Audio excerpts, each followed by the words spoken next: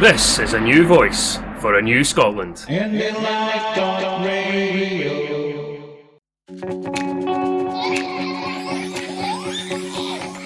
Indie Prime, yes, Indie Prime on Indie Live Radio.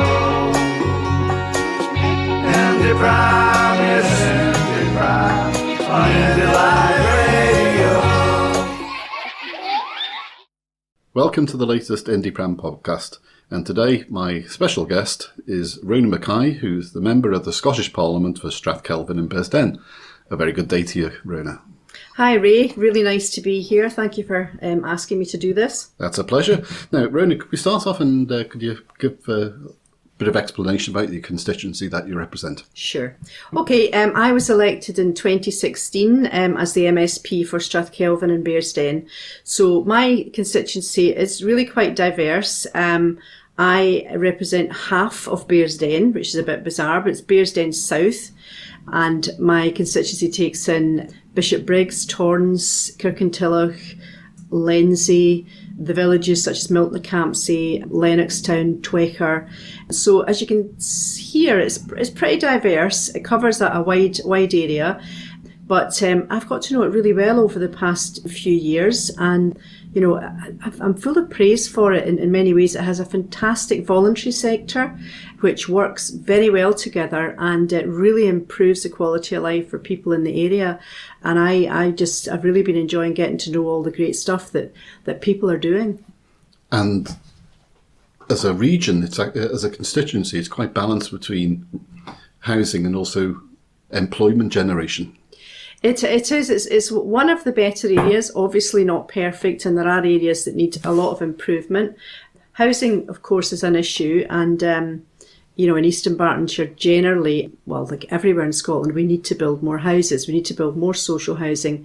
In Bearsden, in particular, there is basically a lack of development land, and the land that is there tends to get used by developers building very expensive houses, which doesn't do a lot of good, although there is a percentage of that obviously has to go towards social housing.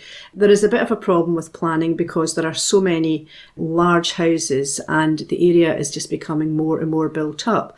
So I think that we now need to sort of reassess what's needed and make it, you know, a better place for everyone to be able to, you know, buy a house. And, you know, it's a great place for children to grow up, and our schools are exceptional.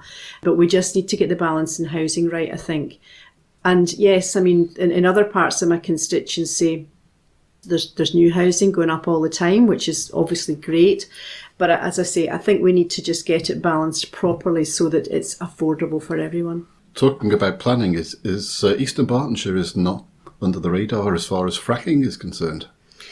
Well, it was, you know, until the Scottish Government put in the moratorium. The area of Torrens, in particular in my constituency, was very much a target area. In fact, there was 8 drilling wells in place already before the moratorium came in. So it was throughout the central belt, and of course that took in part of my constituency. So it very much was on the radar, and I'm happy to say that, you know, that the moratorium has held and will hold firm.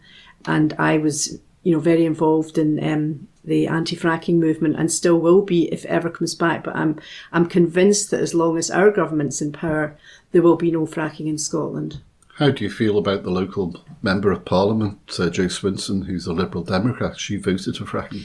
Yeah, I thought that was, you know, shocking that she did that, and I can't explain why she would have done that, because there are absolutely no benefits to fracking. I think that's been made quite clear by now. So I have no idea why she would have voted for that. I know the Conservatives are in favour of that as well, and you know, frankly, it just baffles me how anyone could think that it was a good idea to do this to our fantastic landscape, our wonderful environment.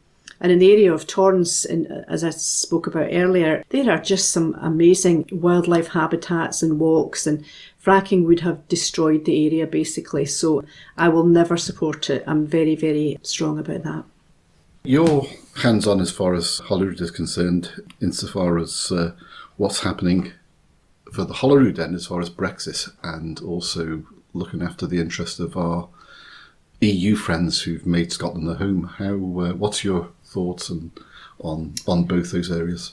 Well, I mean, I think, Ray, there's nothing has brought independence to the fore more than this whole sorry episode of Brexit, and it has shown everyone quite clearly that we are not Scotland is not regarded in any way. We are not an equal partner of this so-called union, because we've been totally ignored right from the start of negotiations.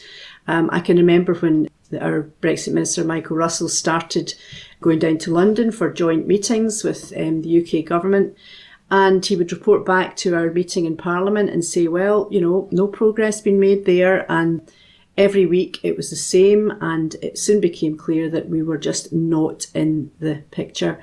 So I think the whole thing has been, it's illustrated the stark reality of being in a union which really doesn't regard you or your rights. The fact that Scotland voted yes to staying within the union has been totally disregarded, and we're now, well, as this has been recorded, things will have moved on, I've no doubt. But, it's been such a mess. I don't need to remind everybody. Everyone knows what a mess it's actually been. As far as EU citizens go, I think the First Minister's made it very clear right from day one that anyone who lives here or wants to come and live here from the EU is more than welcome, and we will do everything to help them and to encourage them to stay. And that has never changed. I think the government have been consistent from the word go on our policies on this. They have never changed, unlike the opposition parties who, Labour to this day is still a mystery. The Conservatives just torn themselves apart. We've remained strong in what we believe in, but it's just getting our voice heard that's been the problem all along. EU citizens have come to me, the ones that live in my constituency, fairly baffled by it and frightened by it and wondering what their rights are. And we obviously can assure them that they're welcome and update them on the latest policies. My website is full of information for EU citizens and about how they apply for citizenship, and I'm holding special surgeries to try and sort of reassure them and talk them through that. We do need more people coming to Scotland. I think there's no secret about that. We need people to come, live here, work here, and bring up their families here. And if we don't have freedom of movement, this is going to cause huge damage to Scotland and Scotland's economy. I think this is a really, really sad episode. Well, UK politics generally, and it's, as I say, it has just highlighted our desperate need for independence now. Many of those EU citizens probably voted no back in 2014, believing the promises from the UK government, and now obviously having been getting taken out of the EU, will realise the error of their ways. But what do you feel about the people percentage of the population who voted no or were unsure and just plumbed for no because they felt that the economy was the biggest question? It wasn't so much, I think in surveys that have been done, it's shown at the recent one by Progressive Scotland, it's shown in fact that economy was the biggest concern. Whereas in the Brexit vote, it was immigration was the biggest concern down south. The economy up here was the concern. Considering what's happened since 2014, how much of a change do you think Brexit, even if Brexit doesn't go ahead, what lessons it's been taught to people who were undecided in the past or voted no?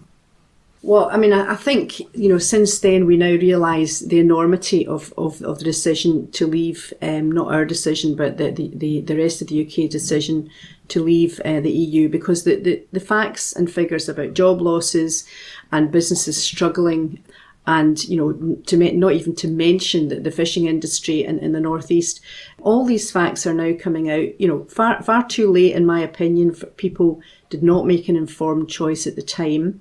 And I think many people that I know who voted to leave the European Union, people in Scotland, the ones I've spoken to, the majority of them are saying, if there's another second referendum, and I hope there is, I hope that people get a chance to vote again on what we know now. Many of them have said, no, I would never have done that if I'd actually realised the impact it was going to have on the economy and on businesses in general, because this is why we need another vote, because now we have the information. We need to give people the chance to vote on where we are now and what we know now, which we didn't know years ago. A lot of people feel that even if Brexit goes to a cliff edge and pulls back and doesn't proceed, we still have a material change insofar as now the population of Scotland are more aware of how we are mistreated as far as a country is concerned. We're treated as a region, and how our voice is not being heard, how people in Scotland vote so differently to what they do in the rest of the UK, that even if Brexit doesn't occur, that the government, the SNP government, should call for a referendum. Absolutely. I mean, it goes back to what I said a minute ago.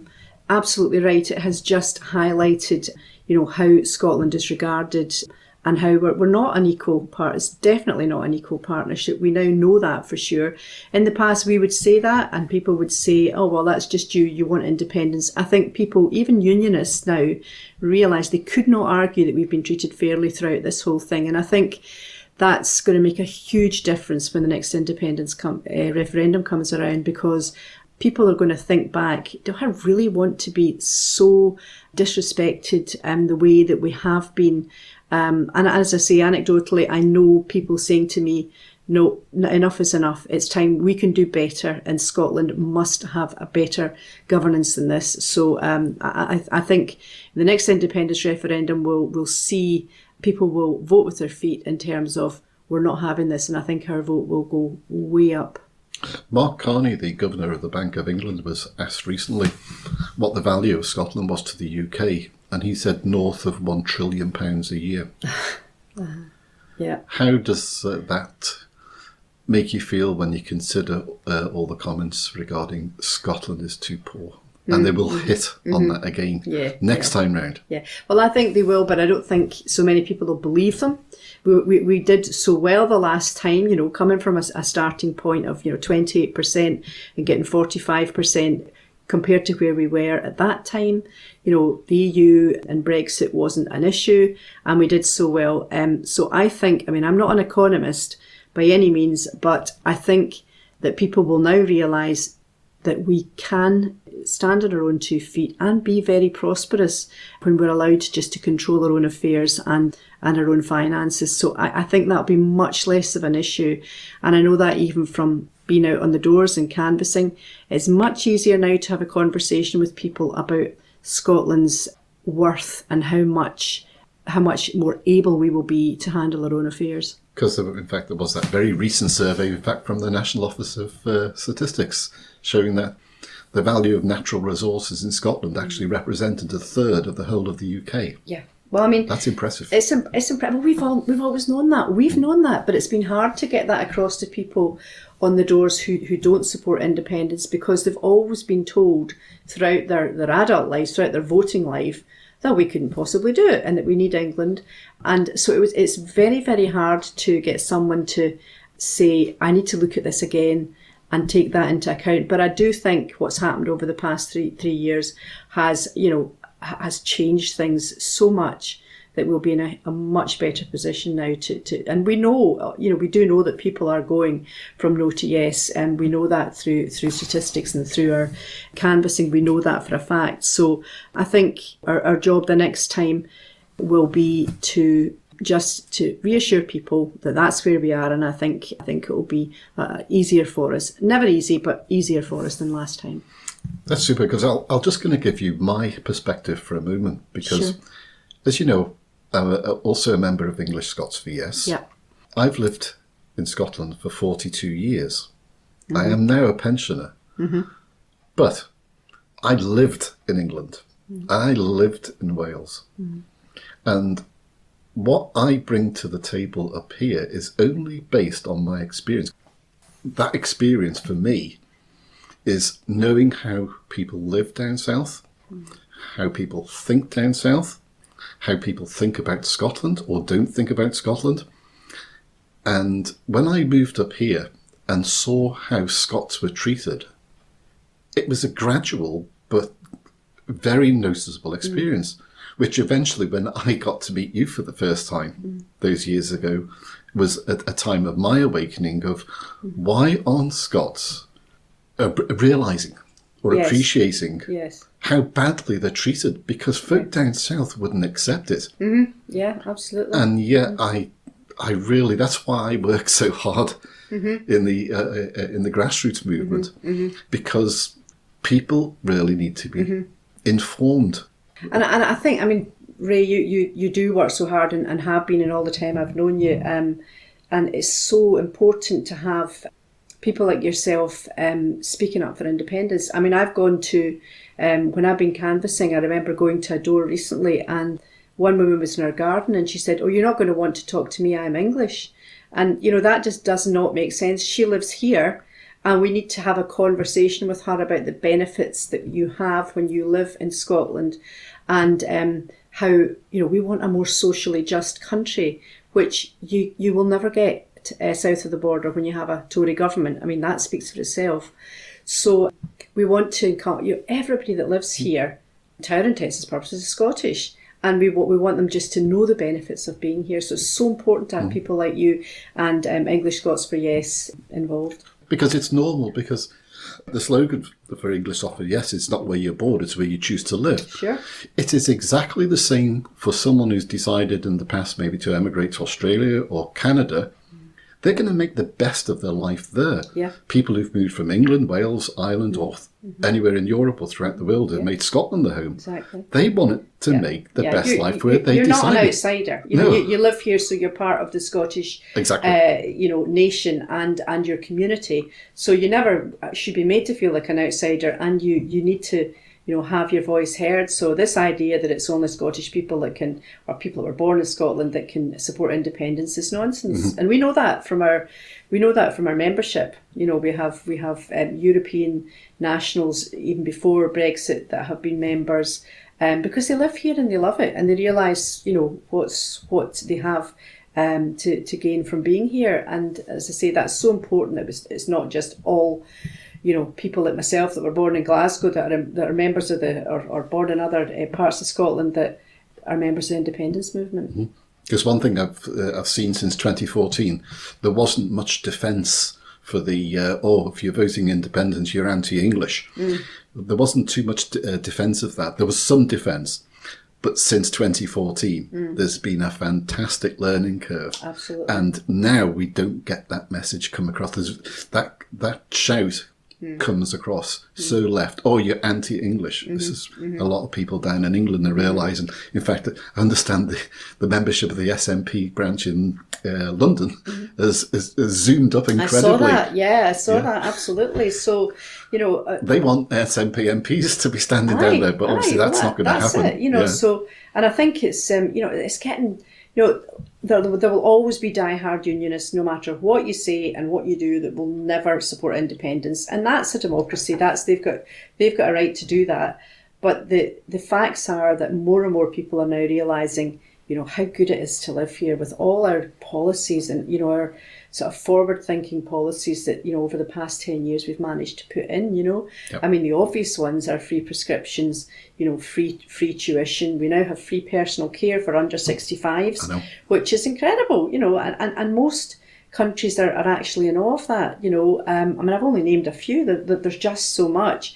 Our legislation that's going through Holyrood just now and has been, for the past few years, is really progressive. The domestic abuse bill came into force on the 1st of this month, in April, and it now takes in coercive and controlling behaviour as part of a domestic abuse crime, which is fantastic news because this is so important. It's so much part of the abuse that a lot of mainly women suffer. And it needs to be regarded. Now, we now have that as a standalone crime, which is fantastic. We have progressive legislation in all sorts of things. Our climate bill that we passed stage 1 last week was progressive in so many ways. And yes, of course, it's there are people who say we should be going further, and we listen to them. But we're still way ahead of so many other countries with that. Surely it's a case of everything's gradual, and everything's maybe everyone's waiting for too much on the green side. Everything's gradual, and we do realistically absolutely as much as we can do, with legislation. Just on going back to the crime statistics are at a 40-year low. everywhere in Scotland, which is fantastic. In Eastern Bartonshire, they're particularly low. I just don't have the statistic to hand, but I know that they're lower than they've ever been. The latest Scottish crime and justice figures were just published about a week or two ago, and they broke down certain areas of crime and gave you statistics about them. Now, one that I'm particularly concerned with is stalking. And the stalking figures have doubled in the past 5 years and will continue to rise unless more people are brought to court and more people are charged with this offence. It's very underreported, and I'm taking out a members' bill which it's just at the proposal stage, I should stress that, but it's aiming to introduce stalking protection orders for people who are being stalked. The only way they can get immediate protection is to go through the civil courts and ask for a non-harassment order. Now, this costs them money if they don't qualify for legal aid, and they're being asked to do it at a time when they are at their most vulnerable. So my bill would allow the police to apply directly to the court for a stalking order on behalf of the victim. And, I think the benefits of that speak for themselves. So we're at the planning stages just now. I think I'm confident in saying I'll get cross-party support for that and hopefully get it through before the end of this session. So we're always looking at ways to improve lives and improve things and amend legislation when necessary. Absolutely, because I know it didn't affect, it only affected Scotland insofar as that the culprit came from Scotland. Was the recent case in the north of England where a girl was killed by a soldier from Oh, it's horrific. I mean, thankfully I've never experienced it myself, but so many people have spoken to me and told me their case histories of just the terror, everyday terror that's involved of someone that's been stalked. And nowadays it's so easy to do it through phones and through online. And, just imagine, every day having to be frightened to look at your messages or go online and check your emails in case you saw that particular person that just will not leave you alone. Sometimes it's strangers. I think it's something like 40% of people who are stalked, and it's mainly young women between the ages of 16 and 24. It's a stranger that's stalking them. The perpetrator's not known to them. But mostly, just the majority of times, it's ex-partners, domestic abuse victims, and it's someone people knows. This is just going to rise until it becomes a problem that's getting really out of control unless we try and make it easier for people to get some release. Stalking is a criminal offence. It was introduced in 2010, but it's still hard if someone's going through the criminal justice system for them. This can take, as everyone knows, justice can take a wee time if there's a court case going on. And this way, the victim could have support and protection immediately if the police can go and get that protection order for them. Breach of that order is a criminal offence, and they may face up to 3 to 5 years in jail. Well, I look forward to you having success on that bill. Thank you. Thanks. What's he expecting from the conference this year? The conference is going to be interesting, as it always is. Of course, it's at the end of this month of April. We will, by that time, know, hopefully, what the future holds regarding Brexit. So I think it'll be very much a kind of, we have some really good motions and resolutions being put up for conference, but I think it's going to be, a rallying cry for members just to keep going out there, and gentle persuasion is the way that we are going to convince people who are still resistant to independence. We need to respect other people's views. We need to have a conversation with them. Somebody turning up at your doorstep and haranguing you about something just turns people off. So I think it has to be listen. And then we now have such good evidence and so much reasoned argument that we can put forward that I believe that's the way we'll do it. And maybe just on the question of campaigning and canvassing, if anyone's out there that thinks I'd like to get involved, but I've never done it before, I really do now support independence and I'd like to get involved, There are so many ways you can do it. You can join the SNP, of course, but you don't have to. You can join one of the Yes movements, which are springing up, Yes groups, which are springing up all over Scotland locally. So you can just Google any of your Yes groups in your local area and volunteer your services. Or you don't even have to do that. You can just make your opinions known and persuade friends and family that this is the way we should be going forward. Campaigning, you can just do what you're comfortable with. Some people think, I mean, when I started out in politics, I didn't even like putting leaflets through people's doors because I felt it was an intrusion of their privacy. But really it's not. People now are wanting information, and the change I've seen is that when you go to doors now, and at first it takes a wee bit of getting used to. Once you've done it once or twice, it's no problem. And just remember, you're there to have a conversation. People are wanting information and are happy to stand and talk to you. I mean, way back, it wasn't the case, and especially for the SNP, we would get doors slammed in our faces and all sorts of things. It's just not like that now, and it actually is. People who have just started tell me they find it really enjoyable, and it's a great way to get exercise and spend a few hours on a Saturday morning or whenever. Yeah, it is. I enjoy it myself. Yeah, because it makes me think that people say, the people who those who are wanting independence are in a bubble. Those who want to remain British nationalists, they're in a bubble and they'll never come out of the bubble. And a lot of people are just in the bubble of either their family or the work environment, and would be open, in fact, to having that bubble bursts and broaden. And what you find, and you'll have found this as well, Ray, you find that when you do start having a conversation with someone who just isn't sure, and the majority of people aren't particularly political, they don't have particular fixed views on either side, but when you start having the conversation, you find that you do actually have much more in common with them than you would have thought. We all want the best for Scotland. We all want our kids to grow up in the best place. It's just that we disagree about how that happens. And when you start to have that conversation, you realise that you can see them thinking, well, maybe I should broaden my horizons, open my mind a bit to independence, because they find that suddenly politics actually does affect their lives. Yeah, that's their right, work, exactly, their education. exactly. And that's one of the things that I think we're finding a wee bit rarer now.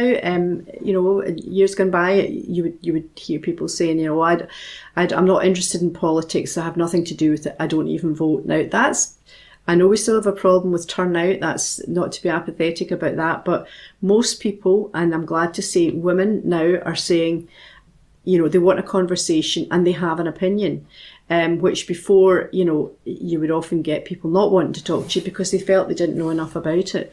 Whereas people, and I think it's down to things like our independence referendum, which was a huge sort of light bulb moment for most people, particularly, again, women, who realise that politics do affect them in every stage of their life, whether it's health or schooling or housing, it's to do with politics. And so that you need to know what's been offered out there and make a view. And when I, in my role, as all MSPs do, we go into schools a lot.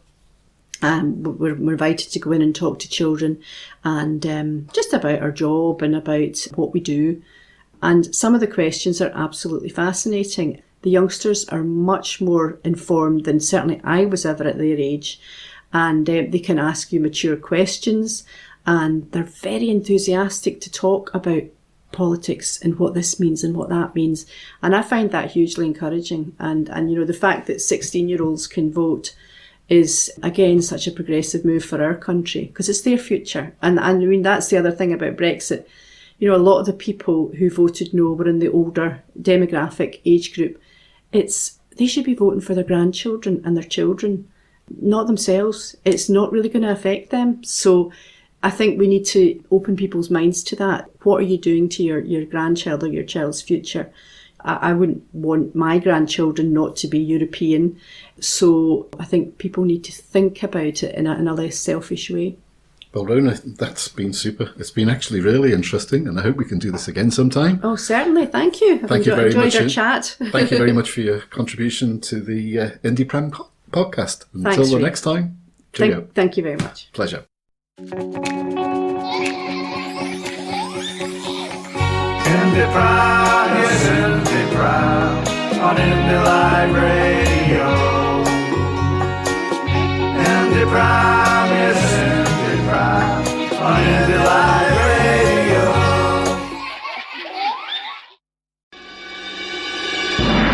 This is a new voice for a new Scotland. Indie Live.